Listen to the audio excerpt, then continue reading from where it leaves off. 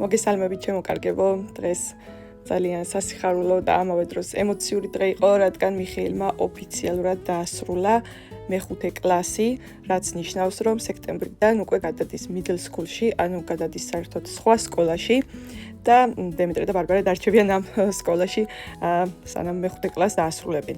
და დათუჩა შეუერთდება მათ ასევე სექტემბრიდან. 0 კლასით. რაც შეეხება სკოლებს და სისტემას განათლების, ვინც ხართ ახალი გამომწერები და არ გინახავთ ჩემი სხვა ვიდეოები, ასევე YouTube-ზე მიდევ სკოლასთან დაკავშირებით სრული ვიდეო. კანადაში ესეთი წყობა არის, რომ 3 ეტაპად იყოფა სკოლის საფეხურები, ასე ვთქვათ, 0 კლასიდან 5 კლასის ჩათვლით არის ერთი სკოლა, ერთი შენობა, შემდეგ უკვე გადადიან სხვა შენობაში, სადაც არიან მე-6-დან მე-9 კლასის ჩათვლით და უკვე არის ჰაისკული დამამთავრებელი, სადაც ასევე სხვა შენობაში გადადიან და მიდიან ბავშვები და აქ ამთავრებენ უკვე სკოლას.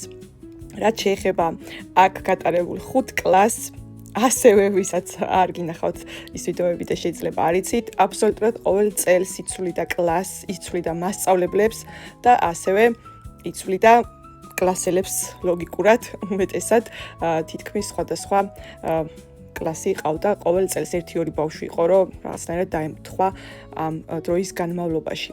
და რასაც ყოველთვის ვამბობ და ძალიან გული მწყდება, რაც აქ ვარ და აქ იზრდებიან ჩემი შვილები, არის ის, რომ სამწუხაროდ არ ექნებათ ის ურთიერთობები, ის მოგონებები, ის მეგობრობა, რაც მქონდა პირადად მე, მაგალითად, დღემდე ჩემი კლასელები იკრიბებიან, ერთად არიან და მეც აქედან ვერთვები ხოლმე და როცა ჩავდივარ კიდე აუცილებლად ისევ ვაწყობ შეკრებებს და ეს სხვა ურთიერთობა და სხვა სიყვარული გვაქვს, რომელიც დღემდე მოყვება.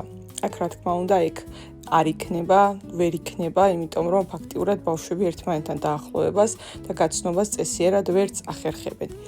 რაც შეეხება ცერემონიას, იყო ძალიან მოკრძალებული, როგორც ზოგადად ახასიათებთ კანადაში ესეთი graduation party-ები, გაუშვეს ესეთი ვიდეო, სადაც იყო პატარაობიდან მოყოლებული სურათები ბავშვების, შემდეგ სერტიფიკატები გადასცა მასწავლებელმა, გადავიღეთ სამახსოვრო სურათები.